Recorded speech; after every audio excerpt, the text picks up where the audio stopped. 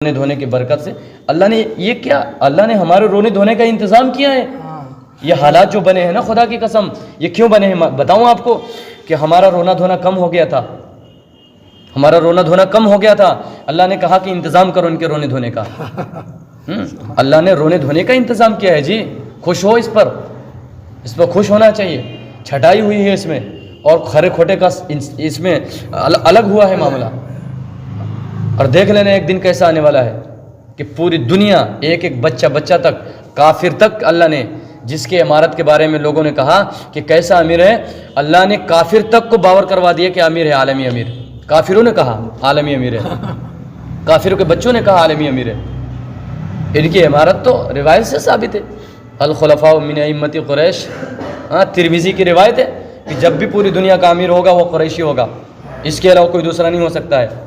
جب آپ کو معلوم ہے کہ ہمارا راستہ صحیح ہے اور ہمارے لوگ صحیح ہے، کام کر رہے ہیں، پھر ادھر ادھر کرنے کی ضرورت ہی نہیں۔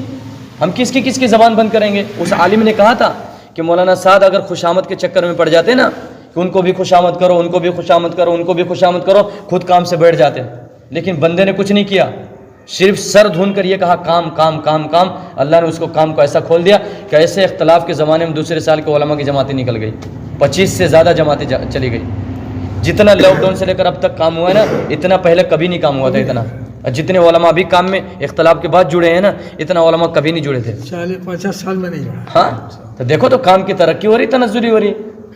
بکنے والوں کو بکنے دو، بولنے والوں کو بولنے دو۔ یہ بریلوی بھی پتہ نہیں اپنے آپ کو کیا کہتے ہیں، دیوبندیوں کو کتنے برے بھلے کہتے ہیں، لیکن ہمت سے کام، صبر کے ساتھ۔ میں تو صاف جانتا ہوں تمام مسائل کا حل۔ ہم دیوبند میں جمے رہے کام کے اعتبار سے، ہم 40 تھے، 7 طلبہ الگ ہو گئے، ہم 33 بچ گئے تھے، 33 بچ گئے ساتھیوں۔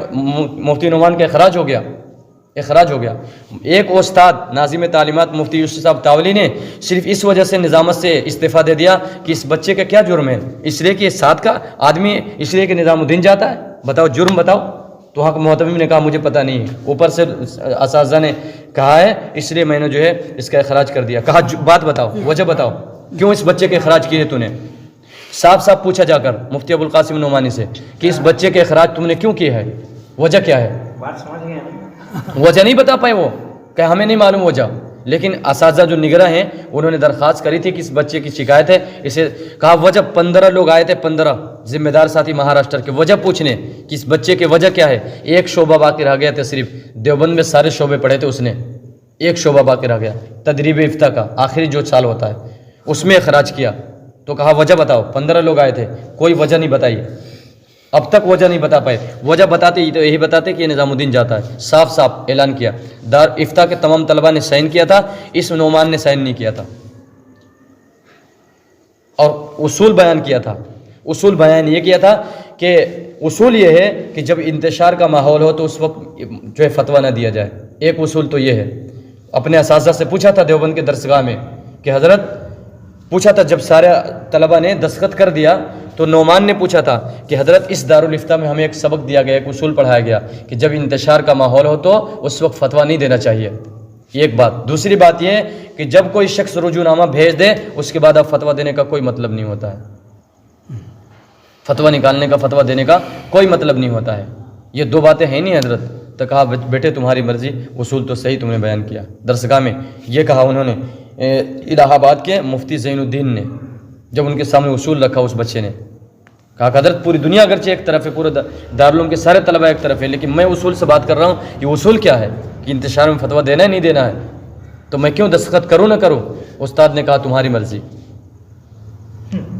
اصول تو صحیح ہے جو بیان کر رہے ہو تمہاری مرضی، چاہے تم سائن کرو یا نہ کرو۔ اس بچے نے سائن نہیں کیا، میں کیوں سائن کروں جب اصول پڑھا اسی دارالعلوم کے درسگاہ میں؟ تو دارالعلوم میں الحمدللہ اساتذہ ہیں، میں ان کا نام بتا رہا ہوں، وہ کھلے طور پر اعلان کرتے ہیں، وہ کہتے ہیں صاف صاف۔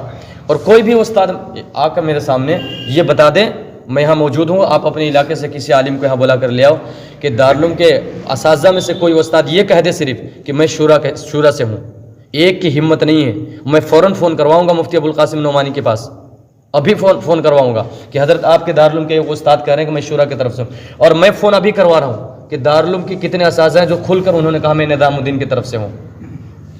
3 کو تو میں خود اچھی طرح جانتا ہوں، مفتی عثمان غنی صاحب اور مفتی محمود صاحب بلند شہری اور مفتی یوسف تاولی، کھول کر، اور سکت نہیں ہے ایک بھی استاد کی. مفتی مصعب کی بات نہیں کرتا، وہ استاد نہیں ہے دارالعلوم کا، وہ دارالعلوم کے ایک ملازم ہے جو دارالفتہ میں کچھ کام کرتا ہے، استاد نہیں ہے وہ تو ہمارے ساتھیوں میں سے ہے. ہم اچھی طرح جانتے ہیں، بہت اچھی طرح. وہی شخص تھا جو دارالعلوم میں سب سے زیادہ حضرت جی مولانا سعد صاحب کی تعریف کرتا تھا وہ، اور کہتا تھا خدا کی قسم، اسی مصعب کے جملے ہیں، وہ کہتا تھا خدا کی قسم یہ وقت کا مجدد ہے مولانا سعد صاحب کو. اچھا یہ